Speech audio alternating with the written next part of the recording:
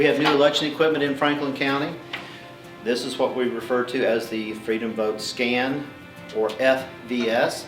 You'll still have the same familiar instruction sheet. You'll have the green means go, the red means stop.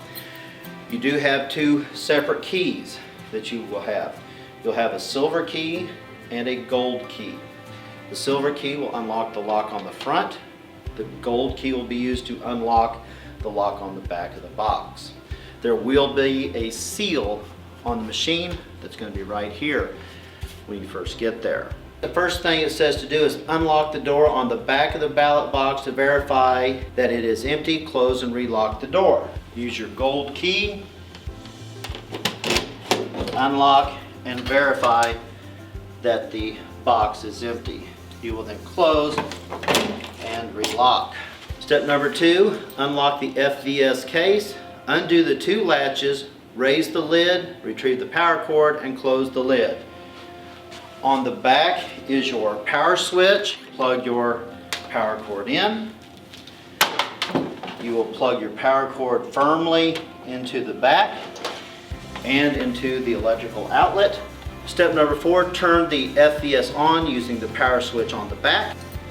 Step number 5, raise the lid, unfold the privacy panels from the lid and insert the tabs into the sides of the FVS. So you will have two privacy panels, and you'll open those up and put those into the slots that are on both sides of the FVS case. It will print or kick out a small piece of paper. You do not need that paper. The next step says to lift the screen up until it clicks. Tilt the top of the FVS screen towards the front. The first report is the machine info. You do not need that report. The next report that prints will be the 0 report, which is just like what the OVO printed. It is much wider paper. You will write the precinct name at the top. All of the poll workers present will sign that tape. You will then fold that tape up and place that in the election day white folder. On step number 8, it says touch done. If you did not get a good copy of the report, you could touch print copy. If you have a good copy of the report, you will touch done. With the count, there is a protective count that is displayed on the screen. That is required in some states. It is not required in Missouri.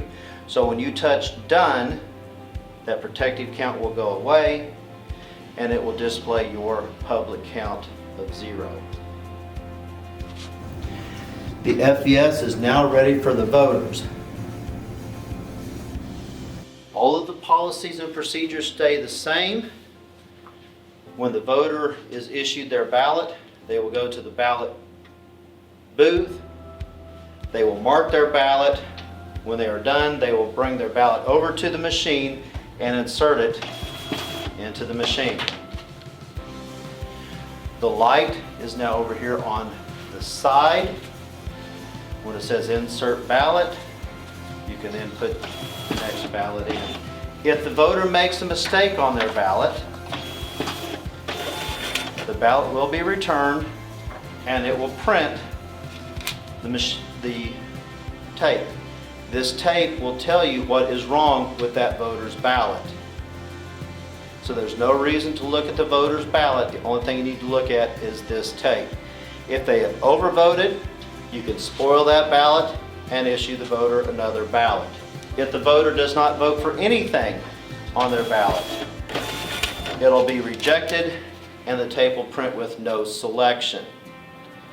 No selection just means that that voter did not mark any target next to any candidate. If you have a voter that casts their ballot and leaves the precinct, anytime you approach this machine, you do it in a bipartisan team.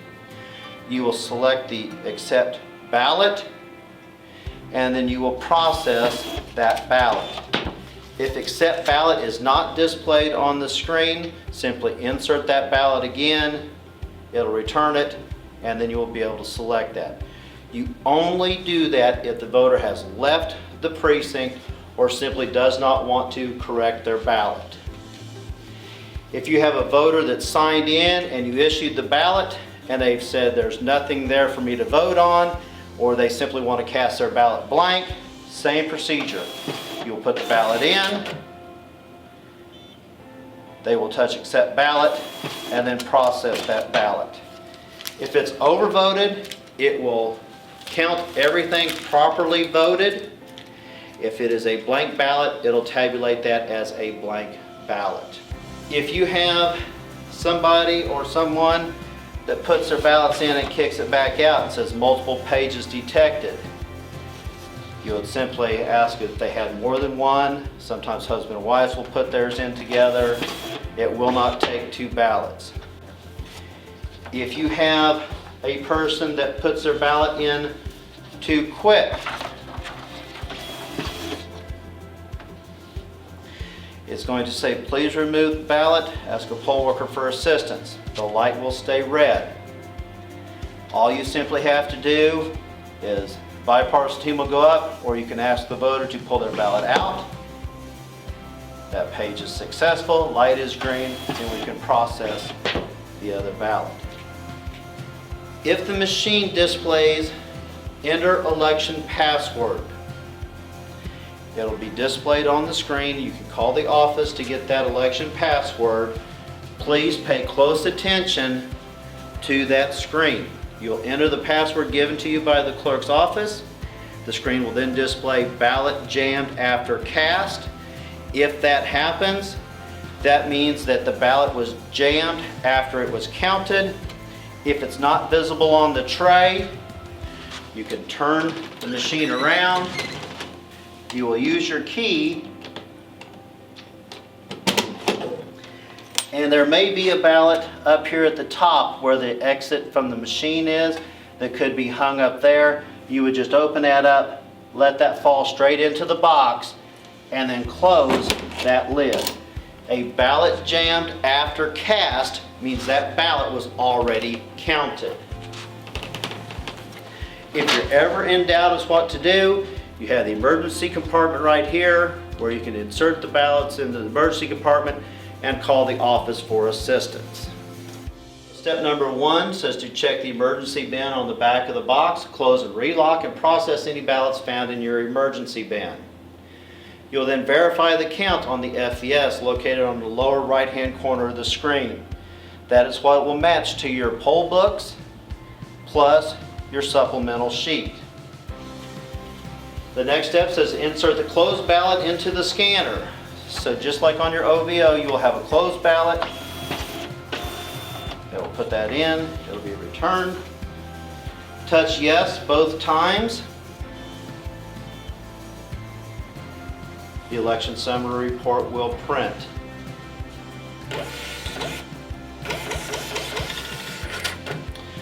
You'll write the precinct name on the top, and all workers need to sign this report and put it in the election day white folder. You will then touch continue, print the write-in report, touch yes. We want everybody to print the write-in report. You'll write the precinct name at the top. All workers will sign this report, and again, you will put this report in the election day white folder. You will then touch continue, touch shutdown, and touch yes. This will shut down the FVS. When the screen goes dark, turn the power switch off on the back. Remove the power cord and place it on the ballot tray. The next step is to push the red button on the back of the screen stand and lower the screen. Pull the privacy panels into the lid. You will then close, latch, and lock the lid. You'll unlock the door on the back of the ballot box and remove the ballots. Remove using the gold key. You'll retrieve your voted ballots. You'll close and relock, and you'll place your voted ballots in the white voted ballot box, just like we have always done. To remove the FVS from the ballot box, you unlock the lock behind the FVS and lift the FVS off of the box. So you'll turn that lock to the unlocked position. You will then raise the machine up and you will return this machine. Leave the ballot box in the precinct.